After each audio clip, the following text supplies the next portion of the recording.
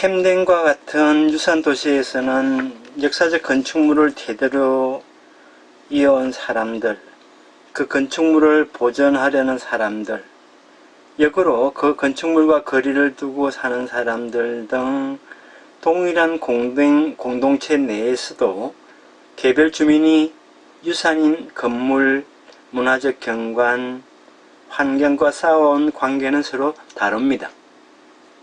그들이 어떻게 유산과 관계를 구축하고 있는지, 또한 왜 그렇게 하는지에 대해서 지금부터 구체적 사례를 소개하도록 하겠습니다. 여기서는 이 논문에서는 편의상 신구 주민으로 이렇게 나누어서 설명을 하고 있는데요.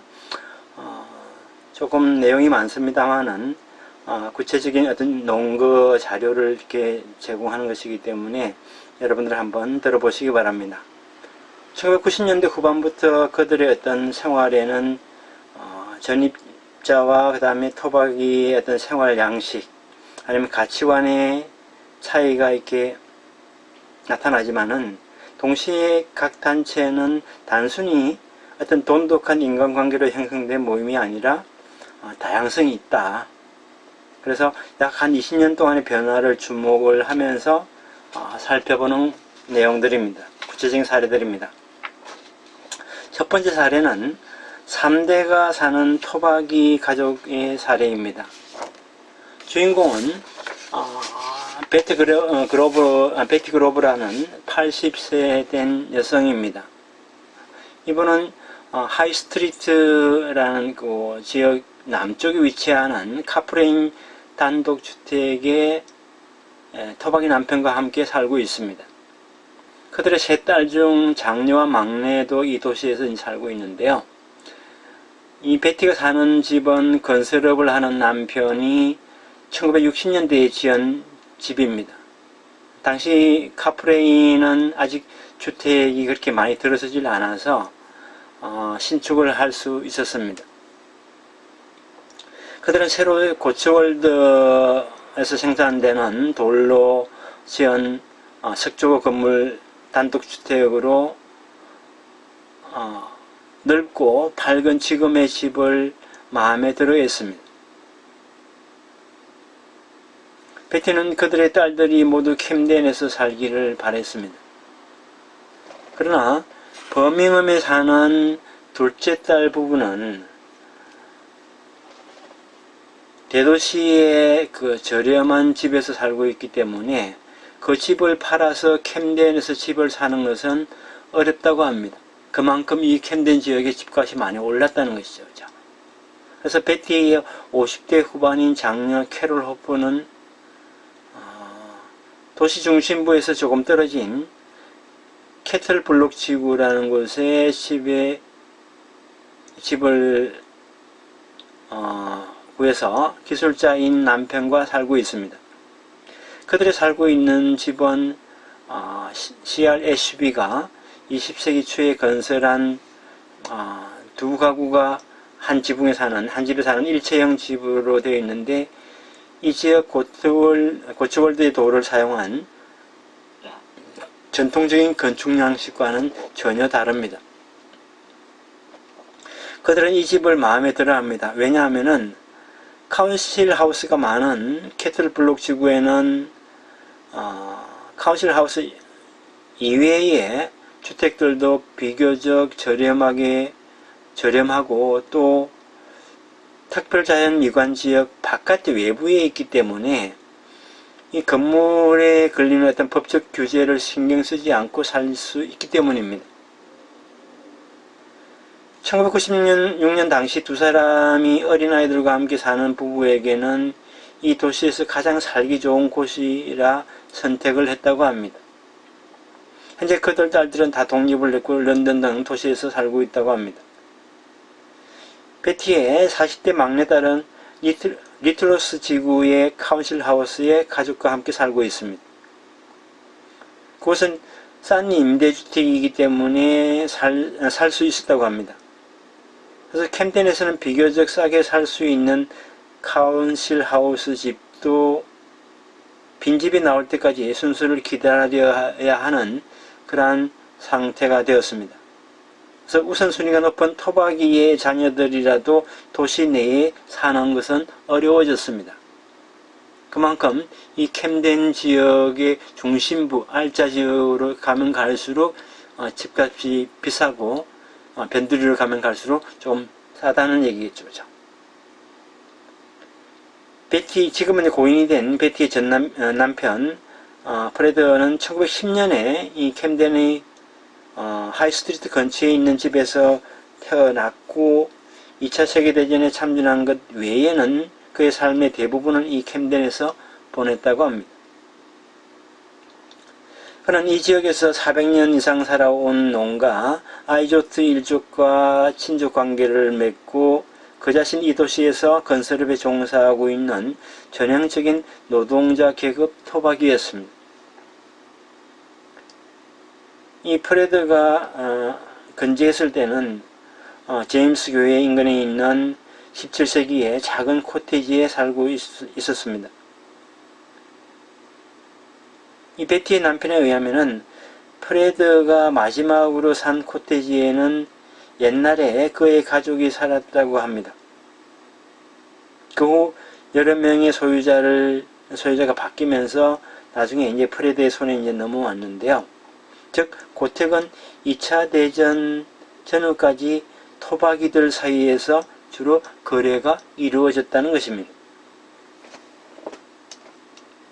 다음 사례는 3대째 은세공 장인으로 있는 토박이의 사례입니다.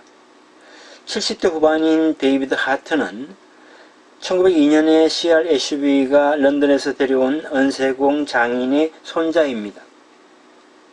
그의 할아버지는 도시 최대의 토지 소유자의 딸과 결혼을 해서 이 하트 일족은 이 도시에 정착을 했고 지역 공동체와 강한 연대를 가지게 되었습니다.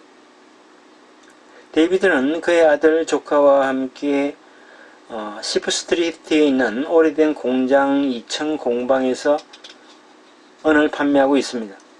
그의 두 딸은 근교에 있는 도시에서 생활을 하고 있기 때문에 현재 데이비드는 전 교사였던 아내와 함께 둘이 살고 있습니다. 그는 하이스트리트 근교 17세기에 세워진 3층 건물집에 42년 동안 살았는데 2013년 도시 중심부에서 조금 떨어진 스테이션 로드에 1930년대에 지은 집으로 이사를 했습니다. 데이비드의 3명의 동생들도 이 도시에 살고 있고 농업에 종사를 하거나 정원사로 근무를 하거나 아니면 자동차 정비업을 운영하고 있습니다. 그래서 목초지의 근처를 만들 때는 동생들을 돕기도 합니다. 데이비드는 잉글랜드의 전통적인 춤인 모리스 춤을 추기도 하고 도시의 역사적 행사인 스캐틀 브룩 웨이크의 운영위원도 맡고 있습니다. 매주 일요일에는 교회에 종을 칩니다. 그는 공동체에 대해서 오래전부터 어떤 강한 기소의식을 가지고 있지만은 1990년대 후반에는 뭐라고 얘기를 하느냐 하면은 최근에는 하이스트리트 인근에 누가 살고 있는지 전혀 알 수가 없다고 한탄을 합니다. 하이스트리트 인근의 원래 집은 2층 바닥이 기운 상태의 집이었고 그 토지에는 중세 시장의 특징적으로 나타나는 가늘고 긴 텃밭이 있었습니다. 그는 그곳에 야채라든지 과수를 재배를 하고 닭이나 아니면 벌꿀을 키우면서 옛날 방식대로 자급자족 생활을 기대하고 있었습니다. 그러나 그의 집이 문화재로 지정되어 있기 때문에 건축 규제가 복잡해서 개축을 한다든지 아니면 수리에 많은 비용이 들기 때문에 수리를 대부분 하지 않고 살아왔습니다. 부부는 아이들이 집을 나갈 때까지 작은 집을 찾으려 했습니다. 그들은 원래 집은 이 부부에게는 너무 넓고 춥고 어둡고 또 창을 통해서 경치도 보이지 않는 그런 집이고 정원도 너무 넓었다고 합니다. 마침내 원래 집이 2013년에 팔려서 그들은 지금 살고 있는 새 집을 살 수가 있었습니다. 지금 집은 내장 공사를 해서 창문이 크고 실내가 밝습니다. 정원도 부부가 만족할 만큼의 야채라든지 꽃이라든지 과수를 심을 수 있는 그런 크기입니다.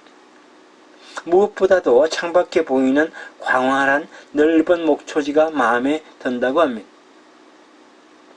원래 살던 집을 산 사람은 런던에 사는 의사와 회계사 남성이었습니다.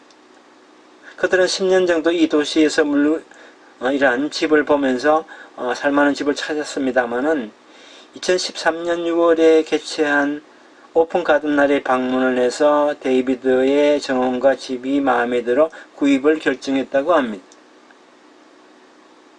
새로운 소유자들은 아직 이사는 하지 않았지만은 집 내부 수리를 하고 있습니다.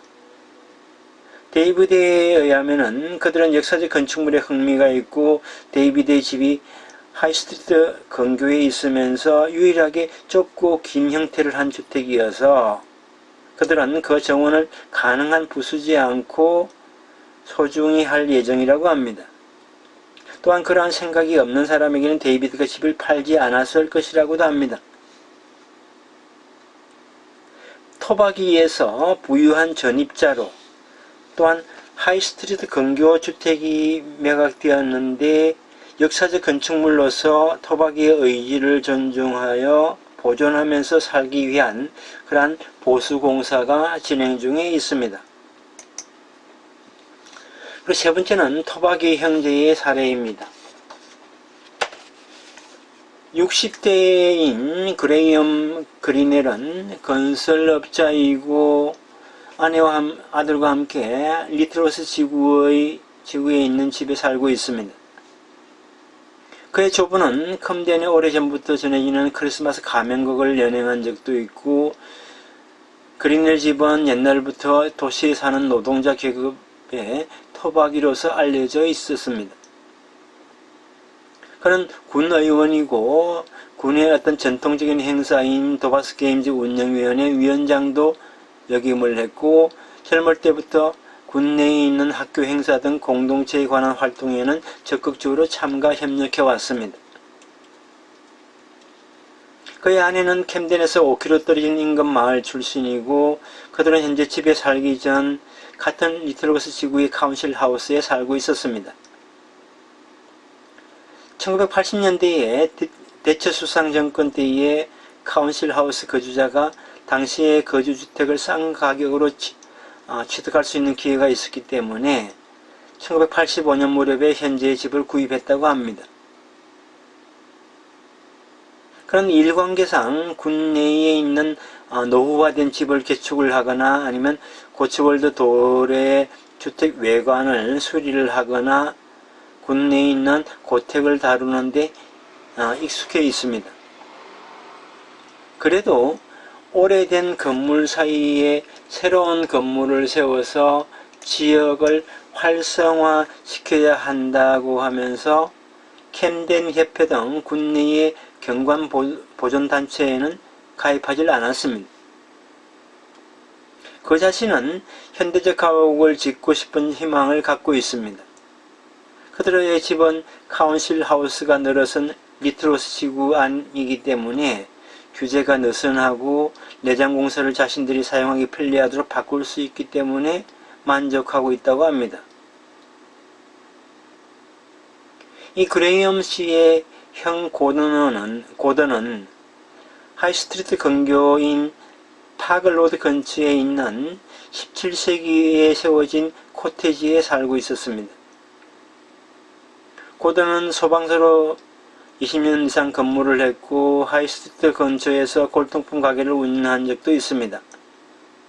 그런 석조로 된 오랜 건물 골동품에 관심이 많고 어릴 적부터 알고 있는 주변 자연 환경에서도 매일 산책을 하곤 했습니다. 그가 그 집을 팔았을 때는 상당히 노후화되었기 때문에 많은 부분을 개축하는 데 비용이 들었고 고츠월드 정부가 보조금을 지원했다고 합니다. 그러한 그레이엄과 의논을 하면서 개축 공사를 추진했습니다. 그러나 고던은 군 내에 사는 사람들의 여러 가지 사정보다도 법 규제에 의한 경관 보존을 우선시하는 캠덴 협회 지방정부의 반감을 가지고 있었습니다. 1980년대에 집 안쪽을 증축을 했지만 군의회 아니면 캠덴 협회로부터 하이스트리트로 이어지는 파크로드의 경관을 훼손한다고 해서 많은 비판을 받았습니다. 몇 번에 걸쳐서 문화재 허가 계획 신청안을 개정을 해서 건축 허가를 받는데 1년이나 걸렸습니다. 이러한 고던은 수년 전에 사망을 했고 그의 집은 고던의 이웃집을 소유하고 있는 런던 거주 남성이 구입을 했습니다. 새 소유자는 자신의 집을 주말 별장으로 자주 이용을 했고 현재 옆집은 전 고던가를 여행객용 숙박시설로 바꾸었습니다.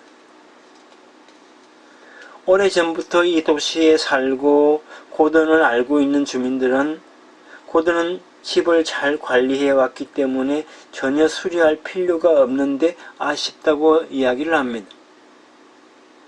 도시민이 토박이의 집을 사서 주말용 별장으로 삼거나 자산으로서 운용하기 위해 여행객에게 빌려주는 사례는 최근 늘어나고 있습니다.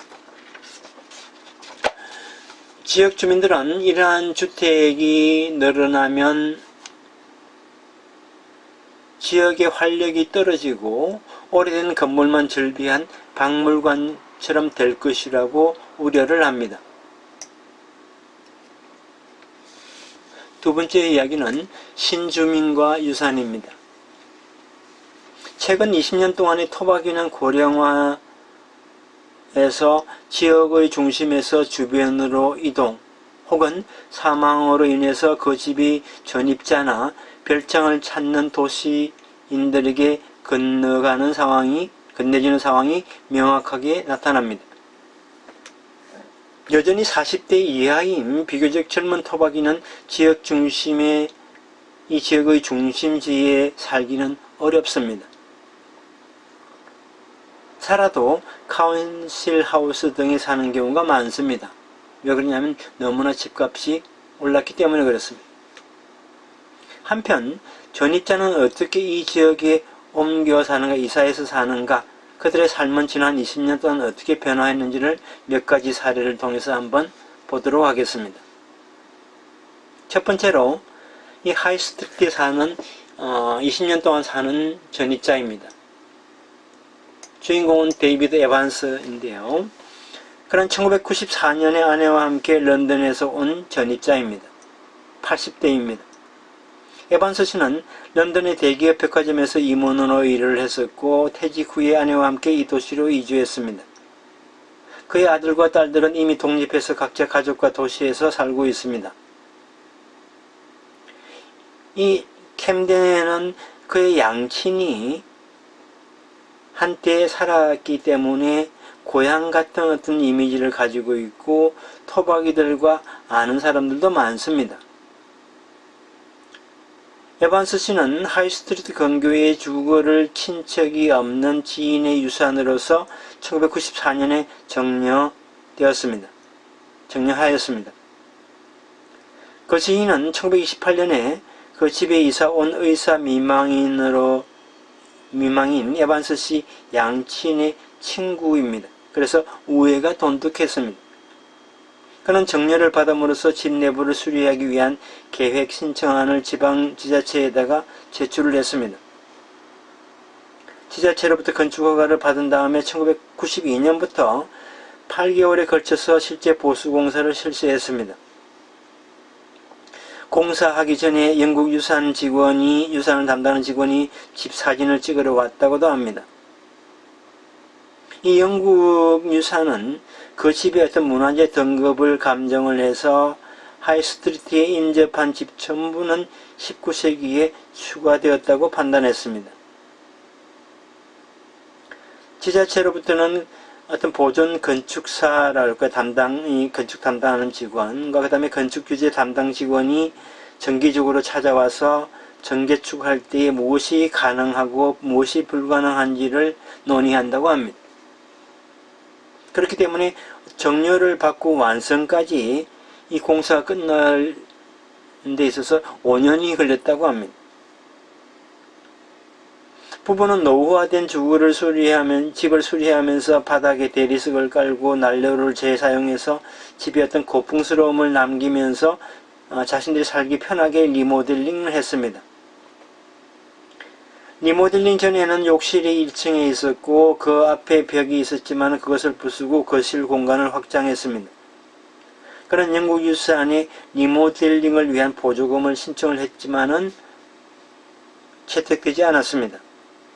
그러나 자비를 들여서 리모델링하는 도중에 벽 안쪽에서 중세의 난로가 발견이 된 것입니다. 그래서 이 집이 석조 건물이 아니라 더 오래된 튜드 왕조 때의 흑벽 집이었다는 사실을 알게 되었습니다. 이 시점에서 지자체 담당 공무원의 지도하에 뒷마당 쪽 외벽에서 석재를 제거를 하고 흑벽으로 마감을 했습니다.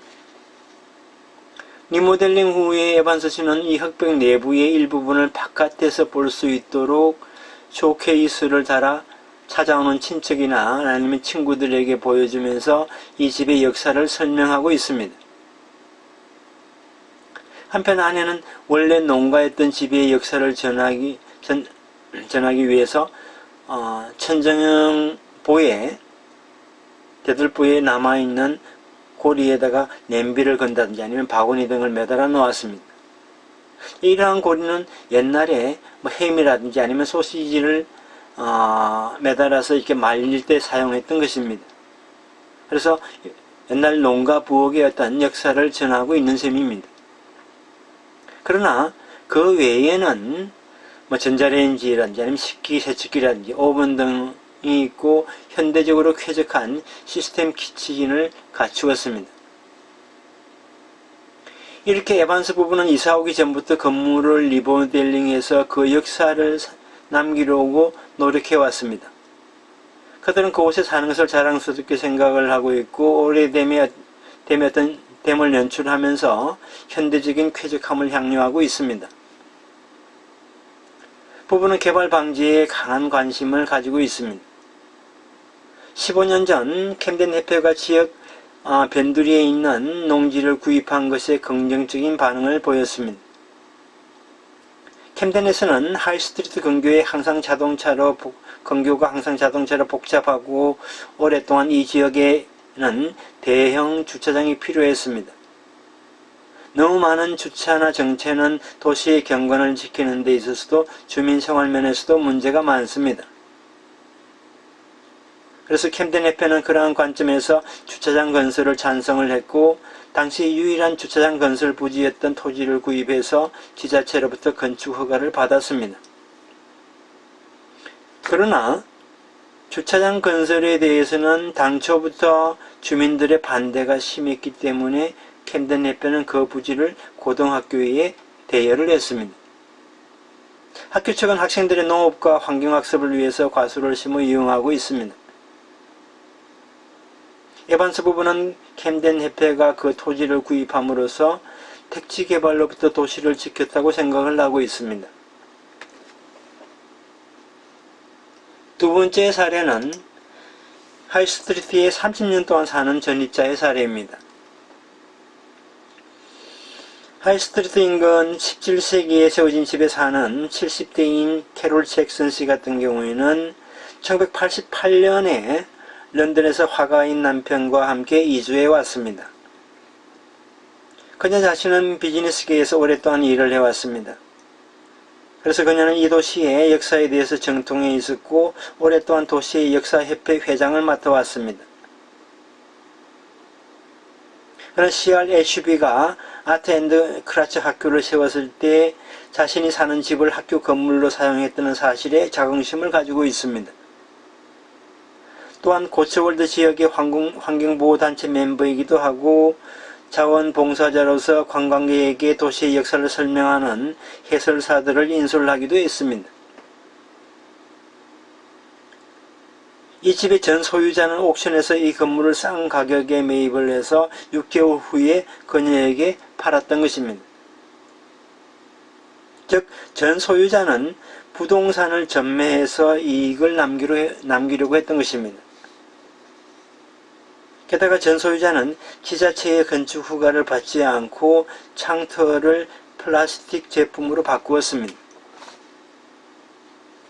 이것은 캐롤이 이사 온 후 인근 주민이 고발을 해서 지자체 건축계획 심의회 담당이 조사 확인을 하게 되었습니다.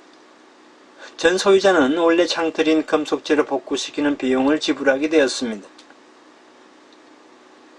한편 그녀의 남편은 집의 일부를 리모델링할 계획이었지만은 지자체에서 허가하지 않았습니다. 개인 이용이 아닌 사업 목적으로 간주되었기 때문입니다. 부부가 건축 허가를 받아 실제로 실시한 리모델링은 욕실에 샤워 시설을 설치하는 정도입니다. 이처럼 지자체 행정에 신고하지 않고 무단으로 리모델링을 하거나 개축을 하는 경우도 있지만은 건물의 어떤 이용 목적이 바뀐다는 이유로 건축 허가를 내주지 않는 경우도 있습니다. 최근 수년 동안 도시 외부에서 온 사람이 이 도시의 주택을 구입을 해서 정축이나 개축 아니면 내장 공사를 한 다음에 한동안 고가의 집을 파는 경우가 가끔 있었다고 합니다. 이러한 사람들의 거래로 이 도시의 집값이 올라가고 지역 주민이 더 집을 살 수 없게 되었다고 캐롤 씨는 말을 합니다. 집에 드는 세금은 침실과 욕실 수에 따라 다르지만은 외지인이 전매를 통해서 이익을 얻기 위해 주택 내부를 손질하는 것은 지자체가 알기가 어렵습니다. 건축 신청과 건축 허가에 관한 규제의 어떤 실효성은 매년 줄어들고 있지만은 그래도 주택 전매에 규제를 가해서 지역 주민의 생활 공간과 지역의 어떤 역사적 분위기를 지키는 효과가 있다고 그녀는 생각하고 있습니다. 주택을 전매하는 사람들이 도시의 경관을 위협한다고 해서 캐롤은 인근 건물의 개축이나 용도 변경에 주의를 기울이고 있습니다. 그녀의 집 근처에 있었던 골동품 가게는 주인이 2층에 살고 있었습니다. 1층은 가게였고 2층은 주거지였습니다. 그 후 골동품 가게 다음으로 식료품점이 들어섰고 1층은 카페를 병설했는데 카페를 같이 운영했는데 원래 건물 사양이 다르기 때문에 그 용도는 제한적이었습니다. 그러나 그 후 이 가게는 저녁 시간부터 술을 파는 바를 오픈하기 위해 리모델링을 포함한 어떤 계획 신청서를 지자체 행정에 제출을 했습니다. 이러한 계획에 대해서 주변 5집이 반대를 해서 공청회를 열었는데 한 표 차이로 반대파가 이겨서 바는 열지 못했습니다. 이처럼 개인주택에서 영업용으로 용도 변경할 경우 외에 동일한 사업용이라도 그 내용에 따라서 건축 허가를 얻는 것은 쉽지 않고 지역 주민의 찬성을 얻어야 하는 경우도 있습니다.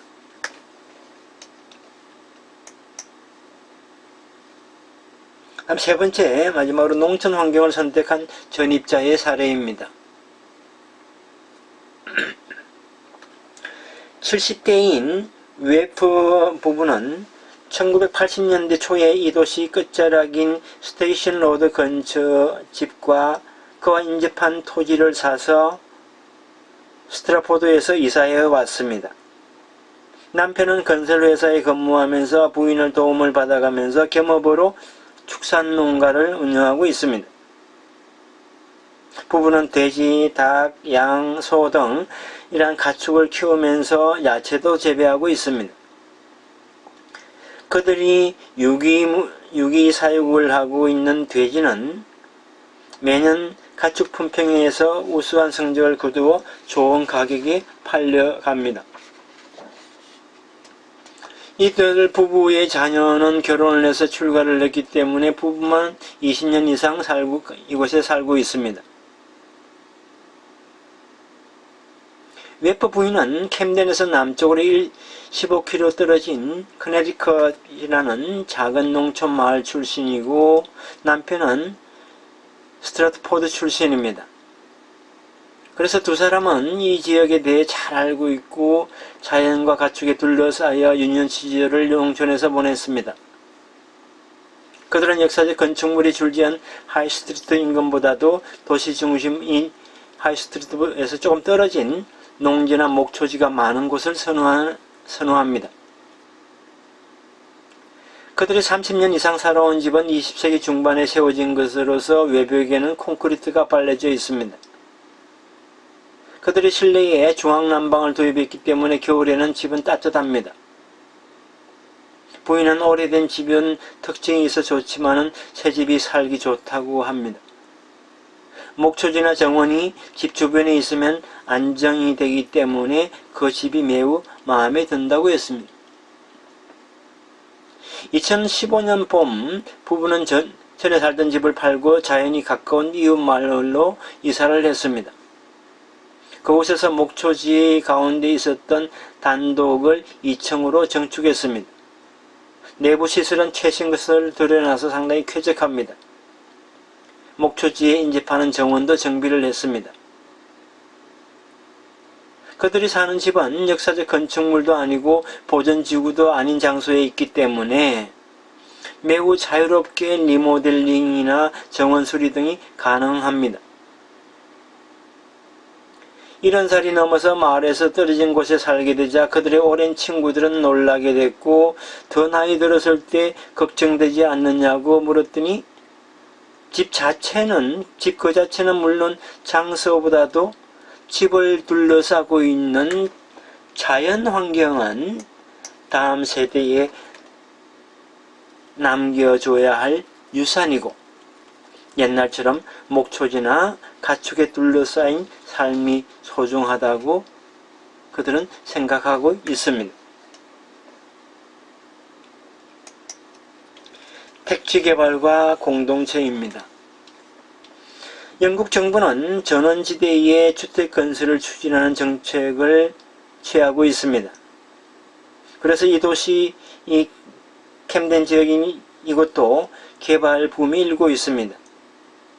이웃 도시인 미켈톤에서는 현재도 수건의 개발 계획이 추진되고 있고 지금까지 수백 채의 주택이 건설되고 도시가 확대 일로에 있습니다. 이러한 이웃 도시의 영향도 있고 해서 캠덴에도 주택 개발안이 최근 수년 사이에 계속 새로운 주택 개발안이 추진이 되면서 최근 수년 사이에 계속 주택이 들어서고 있습니다.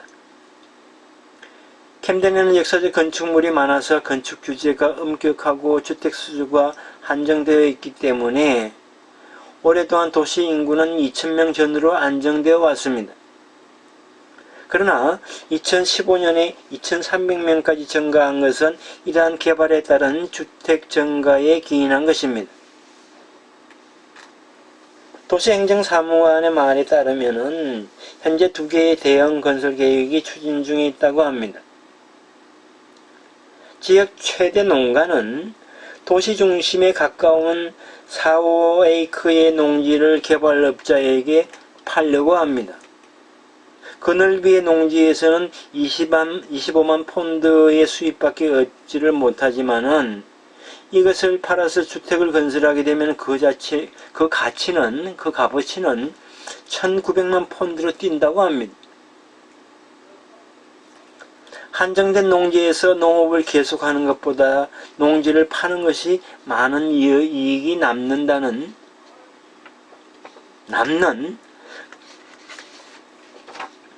것입니다.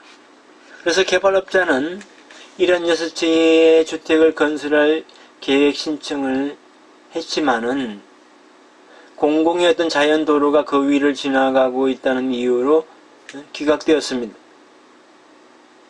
이 농지는 특별자연미관 지역에 접근이 용이한 토지이고 경사면에 있기 때문에 사람들은 그곳에서 도시를 내려다볼 수가 있습니다. 그곳에 주택을 짓는 것에 주민 550명이 반대를 했습니다.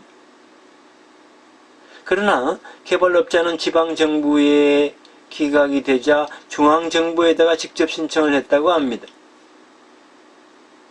개발업자는 설계 변경을 해서 신청서를 다시 제출했습니다.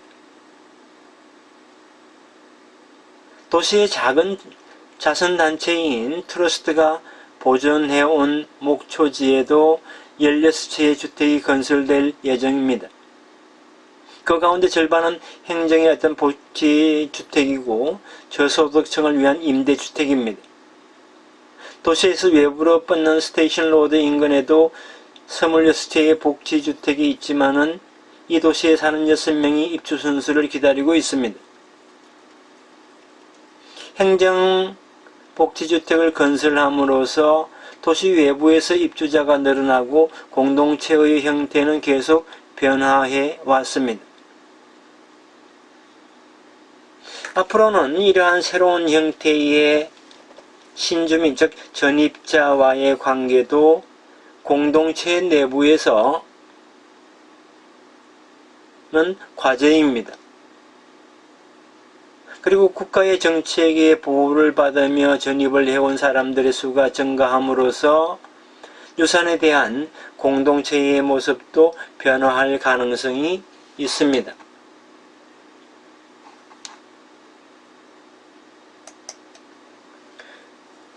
결론을 맺도록 하겠습니다. 유산의 생산, 보존, 활용면에서 가장 앞서가는 영국에 주목을 해서 그 역사적 배경, 특히 전원지대에서 관광과 이주에 따른 공동체의 변화, 게다가 실제 유산도시의 주거 사례를 살펴보면서 영국의 유산과 사람들의 관계에 대해서 이 논문은 살펴봤습니다. 유산도시인 캠덴에서는 최근 20년 사이에 인구는 증가를 했지만은 토박이의 수는 한층 감소했습니다. 토박이는 카운실 하우스나 보존지역 외부에 위치한 집에서 사는 사람이 많지만 그들은 적극적으로 공동체의 전통 행사나 활동에 참여하는 경향이 있습니다. 그 중에는 유산인 역사적 건축물에 살면서 그다지 손을 대지 않고 간소하게 옛날처럼 생활을 40년 이상 보내온 사람도 있습니다. 그러나 그러한 토박이도 고령화로 인해서 보존지역 외부에 세워진 현대적인 소형주택으로 이사를 했습니다. 또한 사망한 토박이의 집은 별장이나 자산 운영을 목적으로 하는 도시민에게 건네지게 되었습니다. 한편 전입자는 건축 규제 속에서도 시행착오를 거치면서 자신들이 사는 고택을 수리해서 유지하며 이 도시의 역사, 집의 역사를 소중하게 여기고 있습니다. 그리고 그러한 것들을 연출을 하면서 노력하고 있습니다. 그들은 캠덴 협회 등의 경관 보존 활동을 긍정적으로 생각을 하고 있고 그들 자신도 개별적으로도 도시의 경관 변화에 주의를 하면서 그것을 지키려고 하고 있습니다. 또한 전입자는 옛날부터 이어온 농촌의 자연 환경을 추구를 하고 인접마을의 주거를 바꾸는 사람들도 있습니다. 이른바 유산인 고건축도 전입자뿐 아니라 별장이나 자산으로서 운용, 전매하려는 도시민에 대표되는 외부인에 의해서 매매됨으로써 가격이 올라가고 토박이는 한층 살지 않게 되었습니다. 이러한 경향이 이어지면서 별장처럼 변해가는 가옥이 증가를 하게 되면은 마을이 오래된 건물만 남게 되고 사람이 살지 않는 죽은 공동체가 될 것입니다.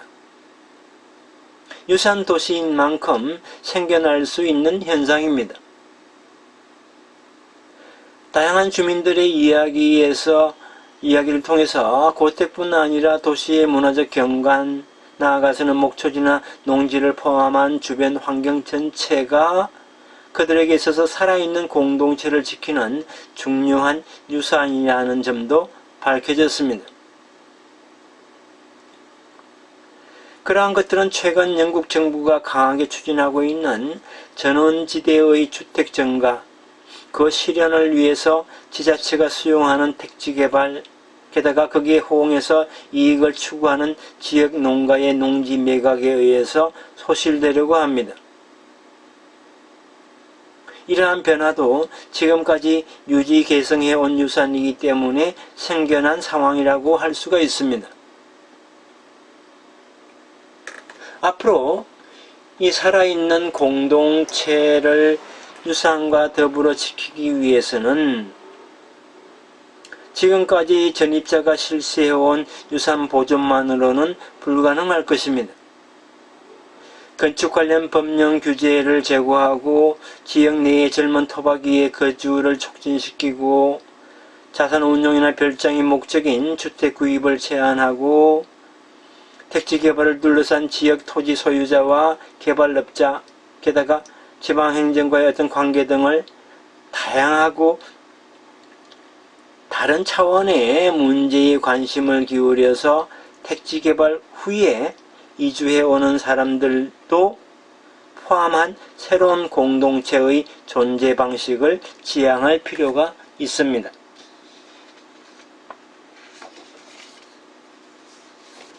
그럼 이번 시간의 강의는 여기서 마치도록 하겠습니다.